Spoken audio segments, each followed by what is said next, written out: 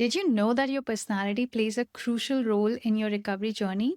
I'd even say it matters more than any brain retraining tool or nervous system regulation strategy you might be practicing. Most of us who develop chronic health issues tend to share similar personality styles: perfectionists, achievers, people pleasers, overly self critical, and experts at putting intense pressure on ourselves. If this sounds like you, this video is for you because not only will I debunk some myths around personality, no, they're not all bad. I'll also show you how certain traits can keep your nervous system stuck in a chronic stress or danger response, leading to an unending cycle of symptoms. Stick around till the end because I'll show you exactly how to work with your personality traits instead of fighting them. TLDR, you don't have to change who you are, just how you show up. So, why is there such a hot debate around personality and nervous system healing? I see people on both extremes. Some who cling to their personality traits for dear life, repulsed by even the idea of change, and others who demonize traits like perfectionism and people pleasing as if they are the root of all evil. In my view, like most things in life, personality traits aren't all good or all bad. They are there for a reason, they serve a purpose. If you are an achiever, maybe that drive helped you preserve your sanity and build a strong identity when parts of your life were falling apart. If you are a people pleaser, maybe that was your survival strategy in a world where love and acceptance felt very conditional.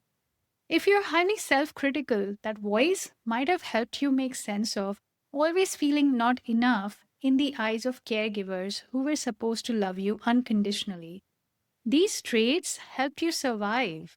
They kept you safe. They were adaptive and helpful. But here's the twist: the intensity you had to bring in to survive now becomes your default way of living.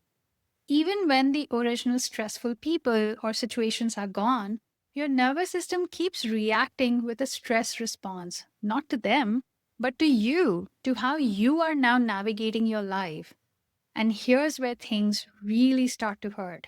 These personality styles are often rooted in self limiting beliefs. For instance, the underlying belief for perfectionism is I can't make mistakes or fail ever. People pleasing, I must never upset or disappoint others. Relentless achieving, my self worth is tied to my achievements. I'm only as good as the last thing I accomplished. Where do you think your nervous system lands in all this? Of course, it leans toward danger.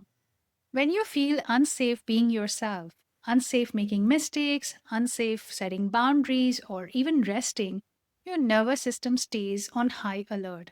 So, what's the solution? Should you give up perfectionism? Stop trying to achieve anything? Absolutely not. Personality traits are not a 0 or a 100. It's not something where you are all in or all out. It's about dialing it down and finding that sweet spot where you get to keep the strengths these traits give you, but without the cost. Because honestly, there are gifts in these personality traits. For instance, achievers are driven and excellent problem solvers. People pleasers are empathetic and intuitive, and perfectionists, they are the best planners and organizers.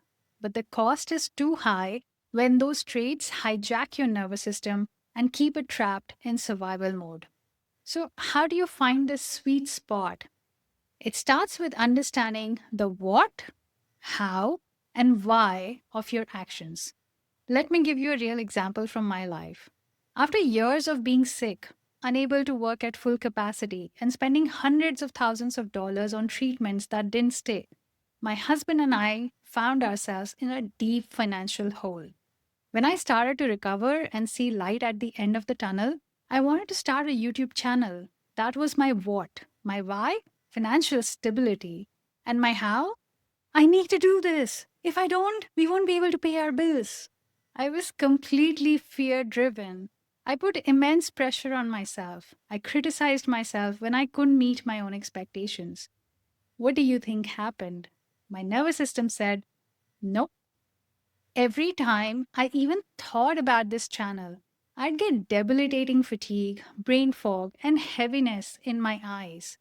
How I approached my what led my brain to label it as dangerous, and my body responded accordingly. Fast forward 18 months, when I finally launched my YouTube channel, my what and why were the same, but my how had changed. This time, I wasn't driven by panic, fear, or pressure. I was grounded in purpose. I could see that this channel aligned with my values of being financially independent, carving my own path, and sharing free information for people who are today where I once was. Now I show up with joy, not dread, excitement, not exhaustion. Same action, same goal, but a different nervous system response. Because this time, I'm running towards something meaningful and desired, not away from something that is terrifying or fear inducing. When you're running towards something, it builds motivation and safety. But if you're running away from something, it's driven by fear. It's like trying to run away from a lion that's chasing you. Your nervous system will be stuck in a survival response. This shift from running away from something to running towards something has made my nervous system calm, regulated, and feeling safe. I've found that part of myself that is playful, happy, and fun.